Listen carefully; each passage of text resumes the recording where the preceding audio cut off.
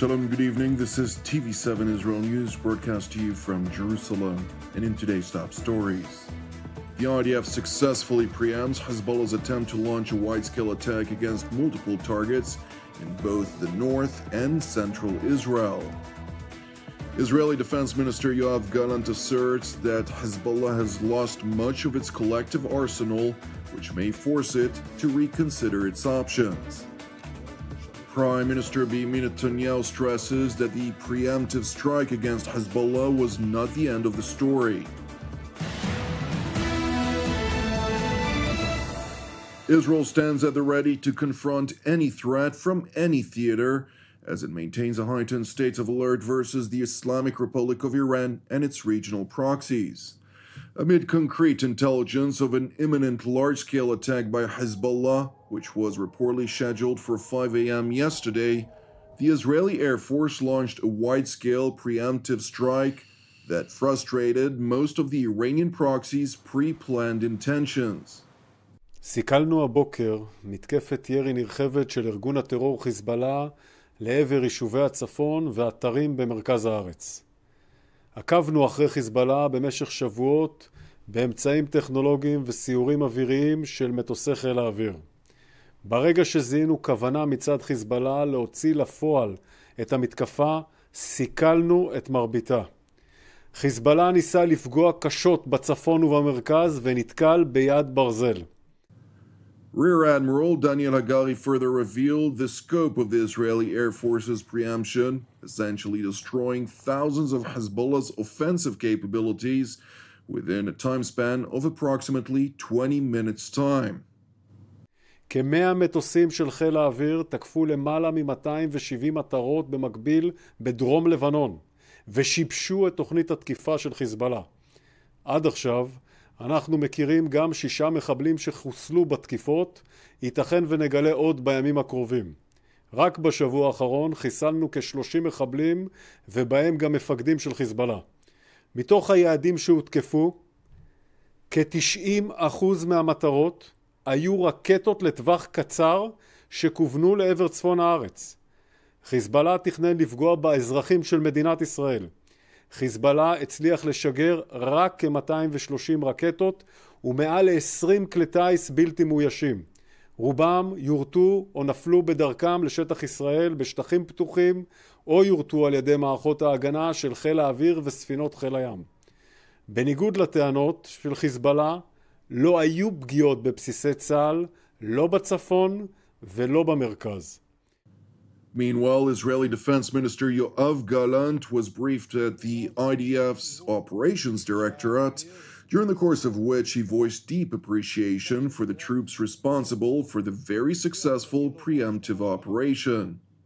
ראשית אני הגעתי לכאן על מנת להודות לכם ולהביע הערכה גדולה לאופן שבו אתם מתפקדים למעשה פעולה של הסרת האיום מבעוד מועד על מתקפת החיזבאללה, שתזמנו אותה לדקות האחרונות, הייתה מאוד מאוד מוצלחת.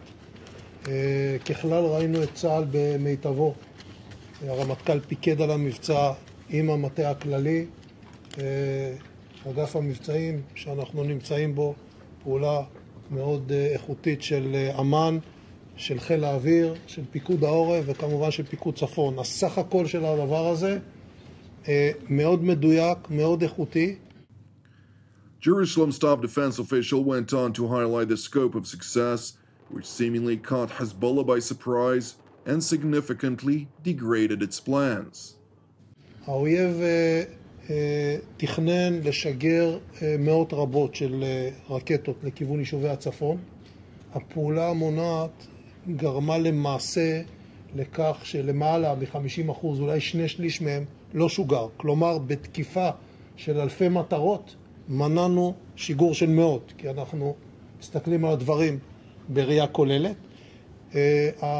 אלה שנורו, הצלח ליירט אותם באוויר, או לשלול את נפילתם בשטחים חיוניים לנו.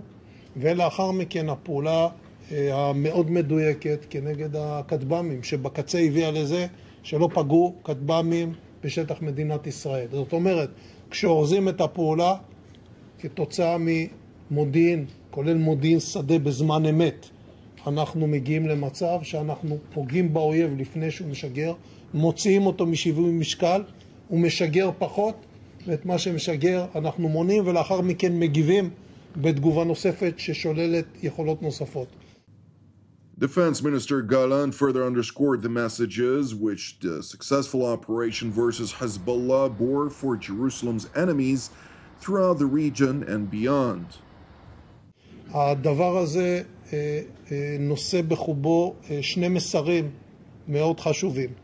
הדבר הראשון, לצה"ל יש מגוון של יכולות על מנת להשמיד ולפגוע ביכולות האויב. זה דבר מרכזי. והדבר השני שהוא חשוב בראייה עתידית, אנחנו נחושים לבצע כל פעולה שתסיר איום מעל אזרחי מדינת ישראל, בכל זירה, בכל מקום, בכל עת ובכל שיטה. הכל פתוח. מי שבא לפגוע באזרחי ישראל לא ינקה, אנחנו מחסל אותו. וזה המסר המאוד ברור. The Israeli defense minister went on to unveil Jerusalem's aspirations to capitalize on the latest successes of its defense establishment as Israel faces a critical strategic juncture. כשאני אורז את כל הדברים צריך להסתכל על ראייה כוללת של המלחמה. אנחנו נמצאים בצומת דרכים אסטרטגי, ואנחנו צריכים לנצל את המשא ומתן, להביא לשחרור חטופים, ודרך שחרור החטופים לפתוח גם את החלופה של יצירת הסדרה בצפון, ובהמשך גם להרגיע את האזור.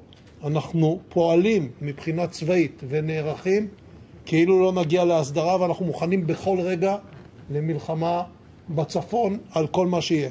אבל זה לא הדרך המועדפת שלנו, ואנחנו נותנים עדיין סיכוי לאפשרות של להביא את זה בדרך הסדרית. It is worth noting that the latest Israeli strike on some 40 Lebanese zones housing offensive Hezbollah infrastructure, in parallel to extensive degrading activities against the Iranian proxy over the course of almost 11 months, has significantly diminished the terror group's military capacity. לפעולה הזאת יש חשיבות, כי כשהאויב יספור את הסדק שנגרע לו, את מה הוא רצה לעשות ואת מה הוא הצליח, הוא יגיע לאותה מסקנה שאנחנו הגענו, גם אם הוא ינסה להסתיר ולהסוות את זה ולהסביר דברים אחרים. אבל העובדות הן עובדות, אתם יודעים אותם, המסכים מספרים אותם, והעבודה המצוינת שלכם הביאה לתוצאות. Meanwhile, in Lebanon, Hezbollah Secretary General Hassan Nasrallah held a televised speech from his undisclosed bunker, during the course of which he asserted that the result of his terror group's attack were under evaluation. كانت النتيجة مرضية وتحقق الهدف المقصود، فنحن نعتبر أنه عملية رد على اغتيال الشهيد القائد الحاج محسن سيد محسن واستهداف الضاحية قد تمت. وإذا لم تكن النتيجة في نظرنا كافية فسنحتفظ حاليا لأنفسنا بحق رد حتى وقت آخر.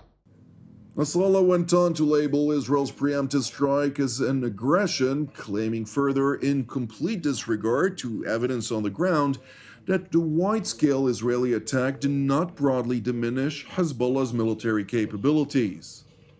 ما حصل هو عدوان وليس عمل استباقي، وهذا إذا بده نفترض عمل استباقي لم يترك أي أثر على الإطلاق على عملياتنا العسكرية اليوم، لا على صواريخها ولا على مسيراتها ولا على مجاهديها ولا على مقاتليها. Regardless of Hezbollah's failure to fulfill its pre-planned attack against hundreds of Israeli targets, Nasrallah insisted that his group's actions have contributed to Hamas's position in the ongoing negotiations vis-à-vis the Gaza Strip. أن عملياتنا اليوم في كل الأحوال قد تكون مفيدة جدا للمفاوضات للطرف الفلسطيني أو الطرف العربي الذي يفاوض إلى جانب الفريق الفلسطيني، ورسالته واضحة للعدو ومن خلف العدو للأمريكان، أن أي آمال لإسكات جبهات الإسناد سواء في لبنان أو في اليمن أو في العراق، يعني هاي الجبهات المفتوحة فعلا، هذه آمال خائبة. Meanwhile, in Jerusalem, Prime Minister Benjamin Netanyahu responded to Israel's preemptive strike against Hezbollah yesterday, asserting that it was not the end of the story. מה שהיה היום זה לא סוף פסוק. חיזבאללה ניסה לפנות בוקר לתקוף את מדינת ישראל ברקטות ובכטב"מים. אנחנו הנחינו את צה"ל לבצע מתקפת מנע עצימה להסרת האיום. צה"ל השמיד אלפי רקטות קצרות טווח, והן כולן היו מיועדות לפגוע באזרחינו ובכוחותינו בגליל. בנוסף, צה"ל יירט את כל הכטב"מים שחיזבאללה שיגר למטרה אסטרטגית במרכז הארץ. אנחנו מכים בחיזבאללה במהלומות מחץ מפתיעות. Thank you for watching TV7 Israel News. It is important for us to highlight that TV7 Israel is a 100% donation-based nonprofit with all of our productions available free of charge. Therefore, if you're blessed by our productions and would like to help support our daily programs such as this one, TV7 Israel News, Jerusalem Studio, Deep Dive, and so much more, we would deeply appreciate it if you'd consider making a donation. You can do so via our website at www.tv7israelnews.com. Separately, as ever, I'd like to encourage you, pray for the peace of Jerusalem and salvation of Israel.